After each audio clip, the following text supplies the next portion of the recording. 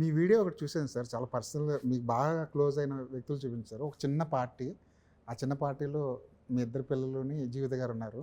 మీరు తమిళ్లో మంచి హుషారుగా పాటలు పాడుతున్నారు. మీలో ఒక సింగర్ ఉన్న సంగతి అప్పటివరకు మాకు తెలియదు. వినేశారా? వినేసి ఇంకా విని కూడా నా పైగా రెస్పెక్ట్ పెట్టినారు. Thank you. బాగా ఇష్టం సార్ పాటలు పాడడం అంటే. ఆ ఊరికే ఇంట్లో పిల్లలు పాడుతుంటారు, వాళ్ళతో కలిసి నేను పాడతాను. అలా ఇష్టం. కానీ మా మమ్మీ కూడా ఓసారి చెప్పారు,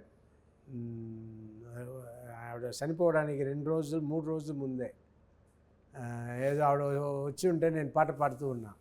పాట పాడుతూ ఉంటే, అయ్యా నువ్వు ఆ పని కూడా చెయ్యయ్యా, పాట కూడా పాడయ్యా, బాగా పాడతావు అన్నట్టు ఆవిడ చెప్పింది. ఆవిడకి తెలియదు, ఆవిడ